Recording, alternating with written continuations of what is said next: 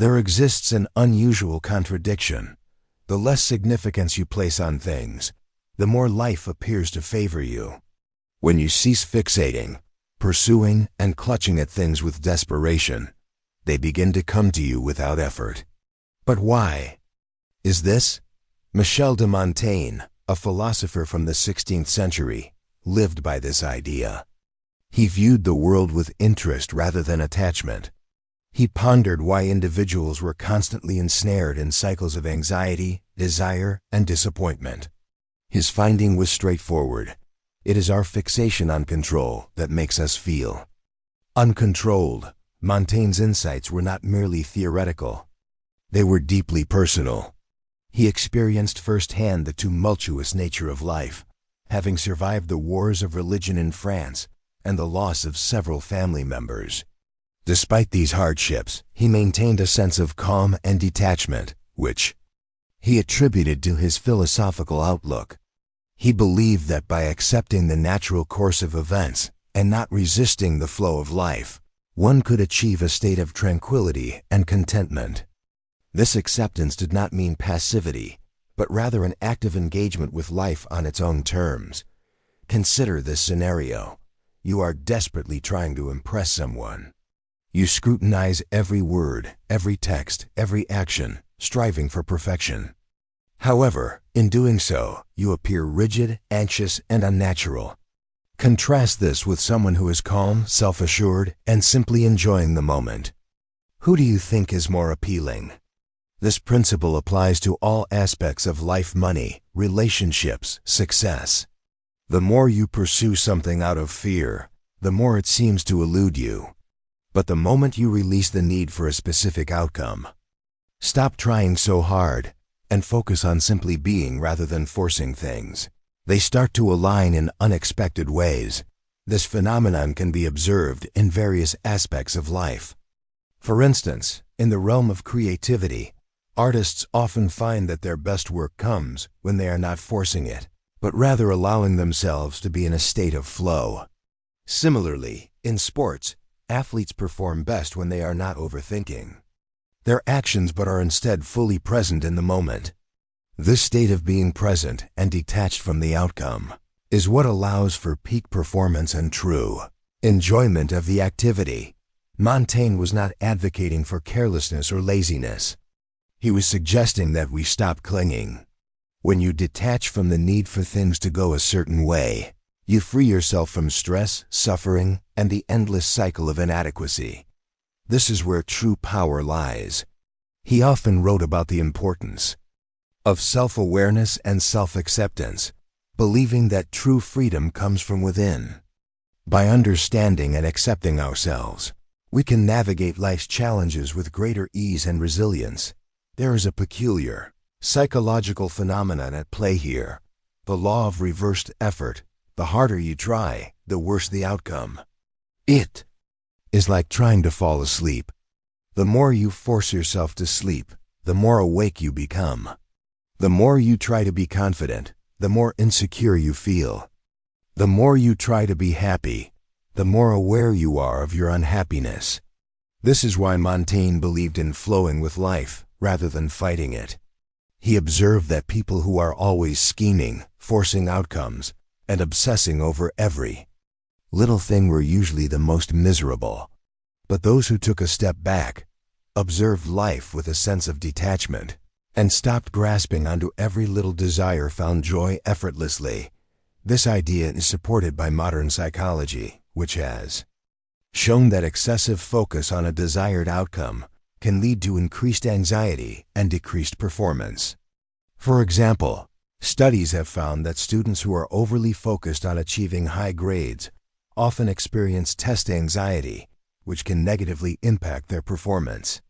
On the other hand, students who approach exams with a sense of curiosity and a focus on learning tend to perform better and experience less stress. Think about a time when you wanted something so badly that it consumed you. Maybe it was a job, a relationship, or a certain outcome in life. Did you notice how your desperation pushed it further away? It is because when you grasp too tightly, you operate from a state of lack. You broadcast to the world, I do not have this, and I need it, and the world responds accordingly. Now think of the opposite. The times when you were not looking, when you did not care as much, when you were just being yourself. Opportunities, people, and experiences naturally gravitated toward you. Why? Because your energy was different. Instead of forcing, you were allowing. This is what Montaigne understood so well, the power of relaxed detachment. He was not saying to not care about anything. He was saying to care but not to cling, to take action but not to strangle the outcome, to do your best and then trust that what is meant to be will be. This concept of relaxed detachment can be seen in the practice of mindfulness meditation. In mindfulness, individuals are encouraged to observe their thoughts and feelings without judgment or attachment. By doing so, they can cultivate a sense of inner peace and clarity, which allows them to respond to life's challenges with greater wisdom and compassion. This practice aligns with Montaigne's philosophy, emphasizing the importance of detachment and acceptance in achieving a fulfilling and meaningful life. Ironically, when you stop needing things to happen in a certain way, you unlock a strange power. Things start happening in your favor. There is an interesting irony in life. The more you relax, the more control you actually have. Not in the way most people think, though. Control does not come from gripping tighter, from worrying, or from micromanaging every detail of life. It comes from understanding that life itself is fluid and responds to energy, not desperation. Montaigne saw this firsthand. He spent much of his life observing how people lived, why some suffered endlessly while others seemed at peace even in chaos. He realized that most people are trapped in a mental prison of their own making. They believe that happiness, success, or fulfillment is something they must chase, something just out of reach. But the more they chase it, the further it moves away. It is like standing in a lake trying to grab a handful of water. If you squeeze your hand tightly, the water slips through your fingers. But if you simply keep your hand open, the water naturally pools in your palm. This is the paradox of effort. The right kind of effort is effortless. It is a state of being rather than doing. And that is where most people get stuck. They believe that if they are not constantly striving, constantly pushing, constantly worried, then they are failing. But Montaigne's philosophy tells us the opposite. When you loosen your grip, life flows in your favor. This idea is not about giving up or being passive, but about understanding the difference between effort and force. Effort is focused, intentional, and aligned with your values and goals. Force is driven by fear, desperation, and the need to control. Montaigne's philosophy encourages us to cultivate the former and let go of the latter. It is about finding the balance between action and surrender, between striving and allowing. Look at some of the most successful, charismatic, and fulfilled people in the world. They do not appear desperate. They do not seem like they are forcing anything. They move through life with a sense of ease, certainty, and presence. This is not because they do not care. It is because they have mastered the art of detachment. Detachment does not mean you stop trying. It means you stop trying to control everything. You stop overthinking every possible outcome. You stop letting fear dictate your actions. Instead, you move through life with confidence, knowing that things will work out as they should. This is the mindset shift that frees you from stress, anxiety, and frustration. The moment you stop needing something to happen, you put yourself in a state where it is more likely to happen. And the people who understand this live life on an entirely different level. This mindset shift is not just about achieving external success, but about cultivating inner peace. Montaigne's philosophy is deeply rooted in the idea of self-knowledge and self-acceptance. He believed that true wisdom comes from understanding yourself and your place in the world. This self-awareness allows you to navigate life's challenges with grace and resilience. It is about knowing your strengths and weaknesses, your desires and fears, and accepting them without judgment. So what happens when you actually start living this way? When you stop gripping onto life so tightly and instead let things flow, it is like stepping out of a storm and realizing you were the one creating the wind the entire time. The tension, the struggle, the endless mental tug of war, all of it was self-imposed. Montaigne understood this deeply. He saw how people create their own suffering by obsessing over things they cannot control. They replay conversations in their heads, worry about what others think, stress over the future, or hold on to past mistakes like a badge of honor. But what if you simply stop? Not in a careless, reckless way, but in a way that acknowledges, this isn't helping me. This idea is not about suppressing your thoughts or emotions, but about observing them with detachment. It is about recognizing that your thoughts are not facts and that your emotions are not permanent. Montaigne's philosophy encourages us to cultivate a sense of curiosity and openness towards our inner experiences. By doing so, we can respond to life's challenges with wisdom and compassion, rather than reacting from a place of fear and desperation. Think about it. How much of your stress comes from problems that are not even real? How often do you suffer more in your mind than in reality? Montaigne believed that most of our struggles are not caused by life itself, but by our resistance to it. The moment you stop fighting against reality, you gain a strange kind of power. This power is not about controlling external circumstances, but about mastering your inner world. It is about understanding that true freedom comes from within, and that it is always available to you, regardless of your external circumstances. Take relationships, for example. We have all seen it. Someone who desperately chases love overthinks every interaction, worries about being liked, and in doing so, pushes people away. Why? Because neediness repels. Desperation signals lack, and people can feel it. But the moment someone lets go, stops overanalyzing, and just enjoys being themselves, everything changes. They become magnetic. They attract people effortlessly. This same principle applies to every area of life. This idea is not just about romantic relationships, but about all kinds of connections. Whether it is friendships, family relationships, or professional networks, the principle remains the same. When you approach relationships from a place of neediness and desperation, you create tension and resistance. But when you approach them from a place of abundance and detachment, you create space for genuine connection and mutual growth. Think about the last time you were truly in the moment. Maybe you were having a deep conversation, lost in a creative project, or fully engaged in a challenge. You were not forcing it. You were not obsessed with the outcome. You were just present, and because of that, you did your best work. Montaigne believed that life rewards those who stop forcing things. He saw that those who lived with a lightness, a sense of humor, a willingness to flow rather than control, thrived. They were not constantly frustrated by life's unpredictability because they were not demanding it to be any other way.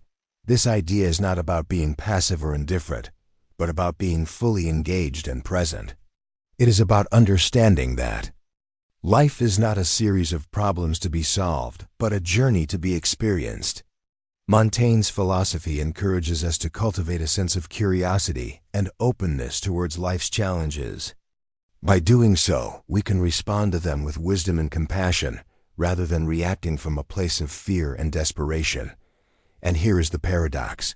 The more relaxed you become, the more life gives you what you want. The universe responds not to struggle but to alignment. When you move through life without grasping, you create space for things to come to you naturally. Success, relationships, creativity, opportunities, they all come when you stop chasing them like a desperate hunter and start allowing them like a magnet. This idea is not about giving up or being passive, but about understanding the difference between effort and force. Effort is focused, intentional, and aligned with your values and goals. Force is driven by fear, desperation, and the need to control. Montaigne's philosophy encourages to cultivate the former and let go of the latter.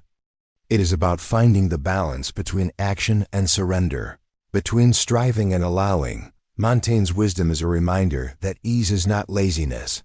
Letting go is not giving up. It is a strategy, a superpower.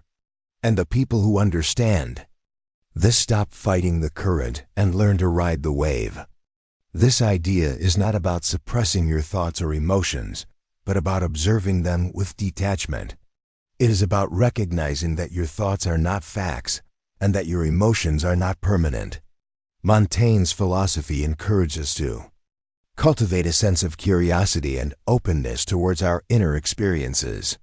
By doing so, we can respond to life's challenges with wisdom and compassion rather than reacting from a place of fear and desperation.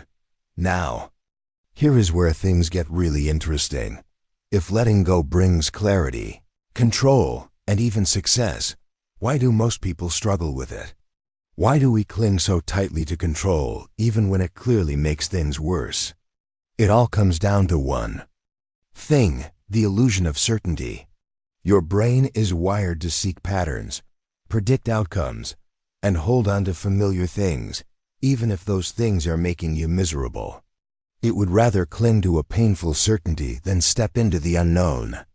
That is why people stay in bad relationships, tolerate toxic workplaces, and keep repeating self-destructive habits. It is not because they do not want better. It is because their brain tells them that at least this is familiar. This idea is not about suppressing your thoughts or emotions, but about observing them with detachment. It is about recognizing that your thoughts are not facts and that your emotions are not permanent. Montaigne's philosophy encourages us to cultivate a sense of curiosity and openness towards our inner experiences. By doing so, we can respond to life's challenges with wisdom and compassion, rather than reacting from a place of fear and desperation. Montaigne saw this in his time too. He noticed how people would rather hold on to beliefs that comfort them than truths that free them. He wrote that our biggest suffering comes not from what happens to us, but from the way we resist what is. Think about this. When you fully accept the unknown, suddenly life becomes playful instead of stressful. Instead of seeing uncertainty as a threat, you see it as an open-ended game, one where you are free to experiment, pivot, and adapt. This idea is not about being passive or indifferent, but about being fully engaged and present. It is about understanding that life is not a series of problems to be solved, but a journey to be experienced. Montaigne's philosophy encourages us to cultivate a sense of curiosity and openness towards life's challenges.